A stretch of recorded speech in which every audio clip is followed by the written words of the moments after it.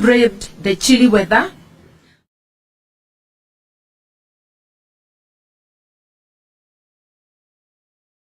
to assemble, demonstrate, picket, and to present petitions to public authorities. We encourage those who showed up and those who are yet to make up their minds that this is a fight for timeless values of freedom, justice, and democracy, dignity, and accountability. We had hoped that given the constitutional protection that our protests enjoy, the illegitimate Kenya Kwanza regime would let Kenyans express their opinion and fight for the country they love so much. That was never to be. Instead, at the break of dawn, police got stationed in all parts of Nairobi metropolis and the city center to prevent us from proceeding with our peaceful protests as we had planned. And it was not only the police who were unleashed. As we had earlier warned, hooligans hired by the Kenya Kwanza illegitimate regime were unleashed to cause mayhem and destroy property and blame it on our peaceful protests. These hooligans, who we are aware were acting under the command of one Rigathi Gachagua and Moses Kuria, were identified and recruited at a meeting in Thika a few days ago. They were then ferried to Nairobi last night. They have beaten up innocent citizens going about their normal activities, stoned motorists, and burnt vehicles in a vain attempt to make or to fulfill the prophecies of Kenya Kwanza, claiming that our demonstrations are not peaceful. Unfortunately, because of the mayhem, we were not able to present the critical petitions to the 4 offices as planned. As we said yesterday, we intended to present petitions to the IEBC showing that the results it announced last August were doctored and demand an audit of the servers. We also intended to petition against the sacking of the 4 commissioners. The sacking presents a dangerous precedent in which all future elections, all commissioners will be expected to agree with the chairperson, effectively making elections a one-person show. Actually, it's criminalizing dissent by a commissioner within a commission, or even one person within a board. We also intended to petition office of the president, and I'm saying this very deliberately, the office of the president, with evidence that the costs of food, fuel, electricity, and fees remain unacceptably high. Further, we wanted to petition that office to desist from destroying political parties. And I've emphasized, because we are saying there is an illegitimate regime, we separate the office from persons. The 3rd office we were to visit is the National Treasury, where we wanted to petition for the immediate release of all funds owed to counties and for the timely payment of salaries to all civil servants.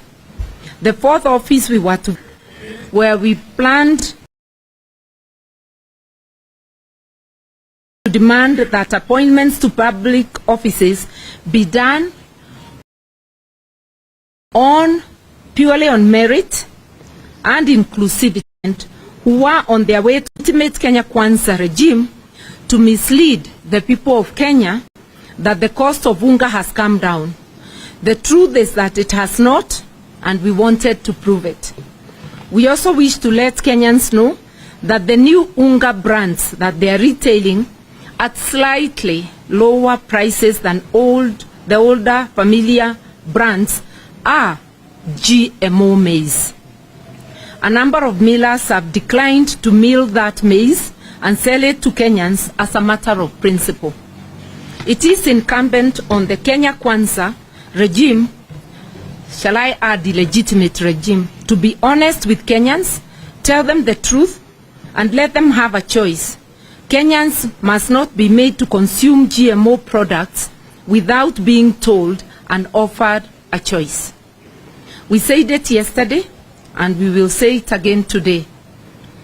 William Ruto and his illegitimate regime are making serious attempts to suspend our hard-won constitution, which we shall not allow. End of the statement.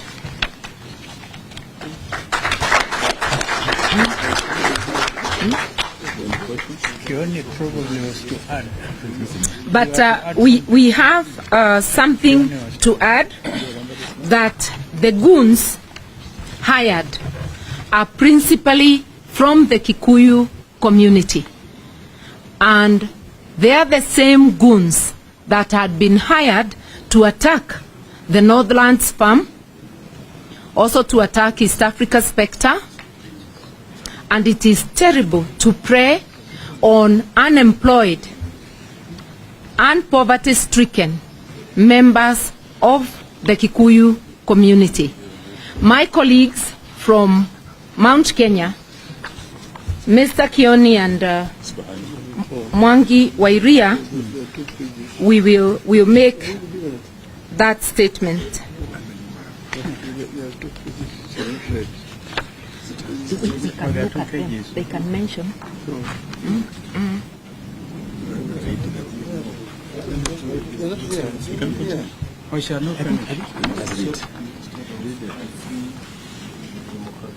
This one.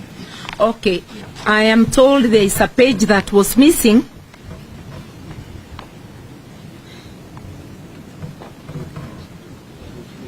Instead of the free and democratic nation that the 2010 Constitution sought to bequeath Kenyans, Ruto is trying to reinvent a police state of the 1980s and the Kenya Special Branch, plainclothes officers and terror machine.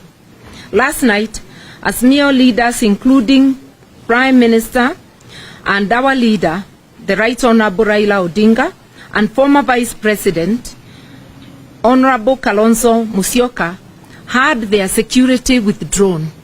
This is significant.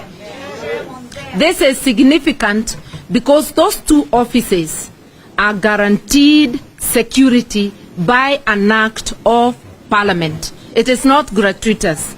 So this is illegal, and all members of Parliament from Azimio who actively support this cause had also their security withdrawn. This is suspending the Constitution illegally, engaging in intimidation and blackmail. They are also setting stage for assassinations promised by Moses Kuria on his social media and on his public pronouncement. There is a slow but steady attempt to introduce martial law in Kenya. We know that Mr. Ruto, who Mr. Ruto is learning from, we will not allow it. We will resist. As a country, as a people, we have come too far to look back. By dawn, the Central Park, where our members were meant to assemble, had been taken over by hundreds of plain-clothed police, uniformed officers, marked and unmarked, posing as police. This too was a product of the meeting in Thika.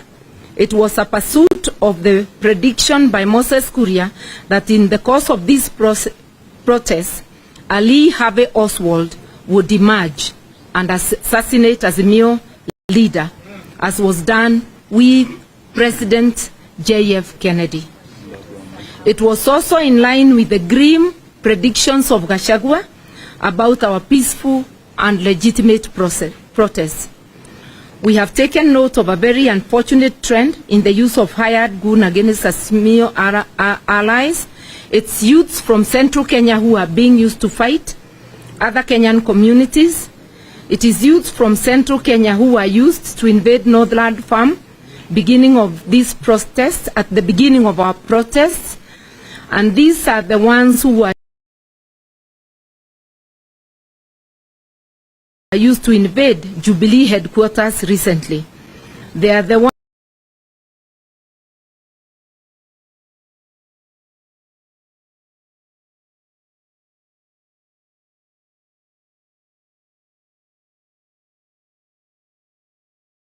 being told to attack homes of their leaders, and they are the ones who Central Kenya youths aim their country. We are marching on. Tomorrow we take a break, strategize and recharge.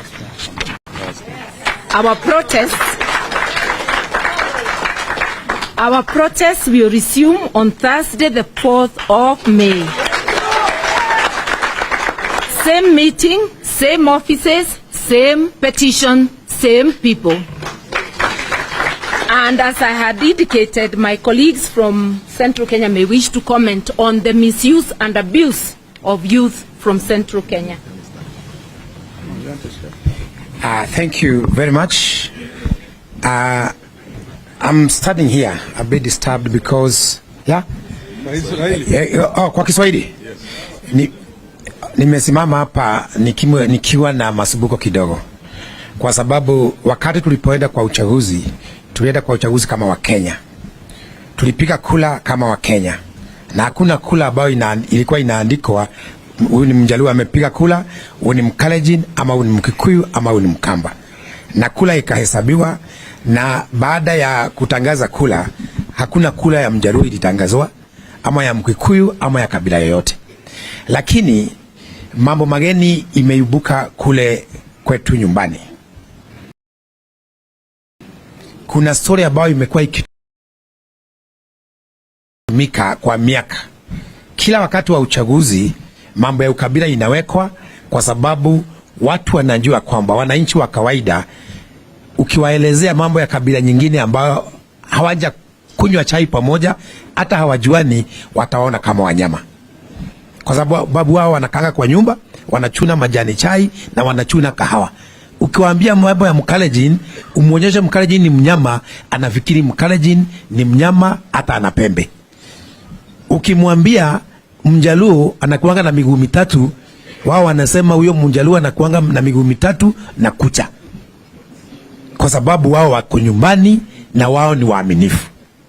Hiyo story ndio imetumika kwa miaka. Kuna wakati sisi na Wakalenjin hatukuwa tunaonana. Story ilikuwa imeundwa, ya kwanza ilikuwa imeundwa sisi na Wajaluo wakati wa Kenyatta wa kwanza. Hiyo ikakuja ikadidimia kidogo, ikaundwa nyingine sisi na Wakale. Hiyo ikapona kidogo. Hii yetu na Wajaluo ikaanza kupona kidogo kwa sababu ya Raila na Uhuru, na uchaguzi kafanyika. Mambo ya ethnicity sasa imerudi baada ya uchaguzi. Huko nyumbani ukijulikana wewe unaunga Raila mkono, you are being profiled. Haiwezi endelea namna hiyo.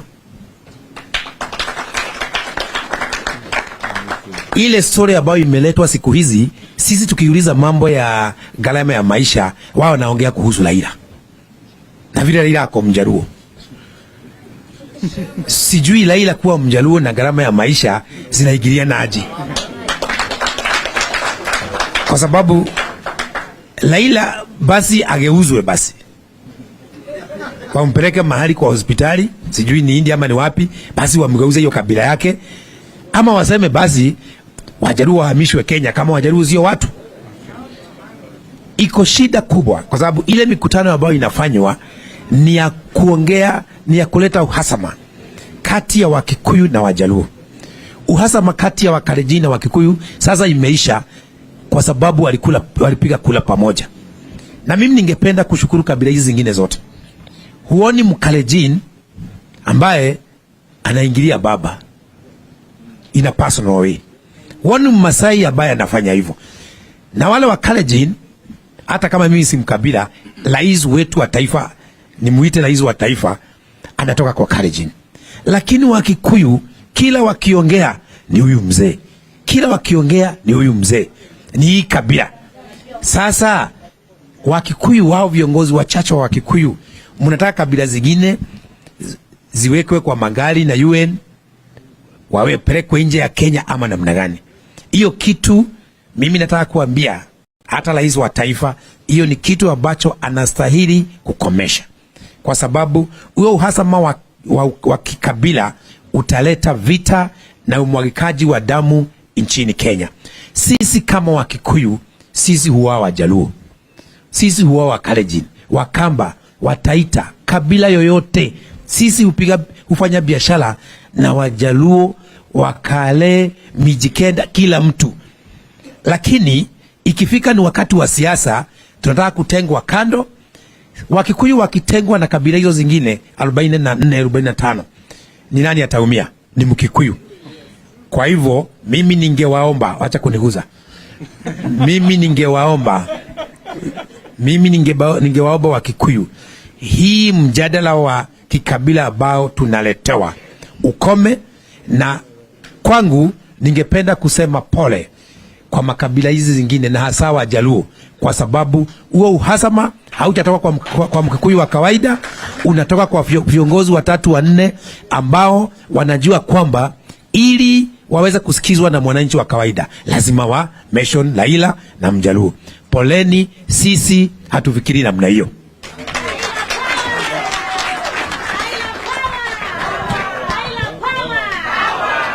Tarehe 26 mwezi wa 3, viongozi walikutana kwa Moses Kuria. Kati ya wao viongozi ilikuwako Ichung'wa, ilikuwako Didi Nyoro, na sasa wamepata mpango ya kando ya Kanini Kega na Sabina. Kiongozi wa hii squad ni Rigathi Gachagua. Wakapanga kufamia chamba ya Northlands, wakapanga kufamia industrial complex ya Spectre industrial area, na wakafamia. Walikuwa wamesanya vijana wa Kikuyu kwa nyumba ya Moses Kuria. Alafu baada ya hiyo wakakuja wakafamia wale, na mimi nilikuwa pale Jubilee headquarter. Yule kijana pia ilikuwako Theuri, ule alikuwa mbunge juzi wa kule Ebakazi. Wale the same faces, wale walikuwa Northlands, ndio walikuja Jubilee headquarter, na ndio walienda Spectre Industrial Center kule industrial area. Tarehe 30 mwezi wa 4 wamekuwa mkutano kule Thika wakicherekea muibaji mmoja ambaye anaitwa Kigodha. Kule kulikuwa pia Moses Kuria, Ichung'wa, Didi walikuwa pale, Rigathi walikuwa pale, na ndio waliongea na wakasema ya kwamba wamekubali kutumia muda wao ambao uliombaki wakiwa kotini kukesi kama mmoja wa viongozi wa Azimio ameuawa. Yaani wanasema auawe, wao watakuwa kotini miaka yao yote wakitetea hilo jambo. Hii mkutano pia ilifanywa kule Kikuyuni na vijana ambao walikuwa wanaongeleshwa ni wa Kikuyu. Jana usiku tumemwona kijana ambaye anaitwa Makidongo. Wanamjua wale wakina Rado, wanamjua hapa. Jana walikuwako na mwingine alikuwako wakienda pamoja na Arosho. Wakisema watakuwa na vijana zaidi ya vijana 1000 kuwaweka town. Wale vijana ambao waliwaweka pamoja vijana wa Kikuyu. Leo kumetokea ghasia ambazo zimetokea, sisi wana Azimio hatukwenda kule. Huo halibugo umetokea ni wale vijana ambao walisanywa jana usiku. Nataka kusema hivi kwa sababu tumekuwa kwa hii safari kwa muda. Rigathi, Moses Kuria, Ichung'wa, Didi na the side chicks akina Sabina na Kanini. Wakenya wajue hawaogei kwa miamba ya Wakikuyu. Uhasama wanaongea mambo ya kumletea Raila shida, na waliufanya wakati wa campaign. Sio Wakikuyu, ni wao wenyewe wakiwa wanajitakia kuonekana kama ndio watu wa maana sana kule Chakahoro Annex. Nataka kurudia tena, Wakikuyu kutoka Mount Kenya, wao wako na shida pia ya gharama ya maisha. Watoto wao hawaendi shule kwa sababu hawana uwezo wa kulipa school fees. Gharama ya stima iko juu. Wao pia wanataka kuona sava inasema nini. Kwa hivyo nyinyi wa Kenya mnapowaona wao 4 5 wakiongea, msiweke Wakikuyu pale. Sisi Wakikuyu tumekubali kuishi na jamii zingine zote Kenya hii kwa sababu wao ni wa Kenya kama sisi, na ndio tulisema na wakakataa. Sasa ndio wanajisemesha one man one vote one sharing. Sasa ndio wanasikia Gachagua akianza kusema, kwa sababu anajua watu wa Mount Kenya wanaelewa hivyo ni kusema nini, kusema sisi wote ni sawa. Tunampenda viongozi wote wako hapa, na hatujali kusema huyu ni Mjaruo, huyu ni Mkalenjin, huyu ni nini. Hatujali hayo. Na mwisho, ujiga gani? Kwani hamuoni nyinyi watu 6 Wakikuyu 6 Wakalenjin wenye wako kwa serikali wamewaondokea? Nyinyi ndio mnatumiwa kama pubafu kuharibu Kenya mzima. Kenya mzima, mdomo yenu ndio inaharibu Kenya mzima, inaleta utata kwa Wakenya. Hamuogei kwa miamba ya Wakikuyu, mjue kuanzia leo. Na kama hamkubali, tukutane stadium Nyeri tuone nani ataogea.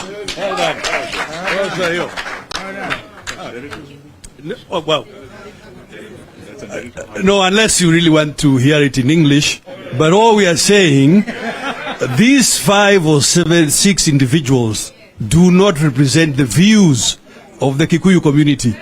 These are 5 individuals whose leadership credentials are in doubt and who want to paint the Kikuyu community in bad light.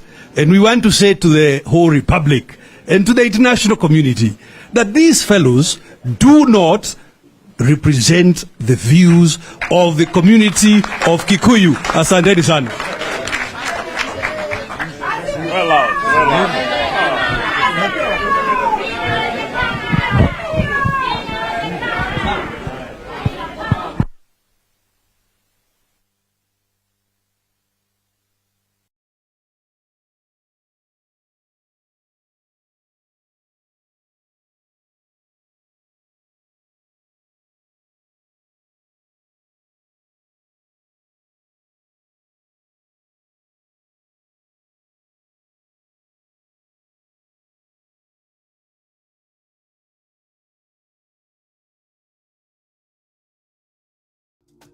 Jeshi ya baba, baba, sini wa baba, baba, jeshi ya baba, baba, sini wa baba, baba, baba, jeshi ya baba, baba, baba, sini wa baba, baba, baba, jeshi ya baba, baba, baba, sini wa baba.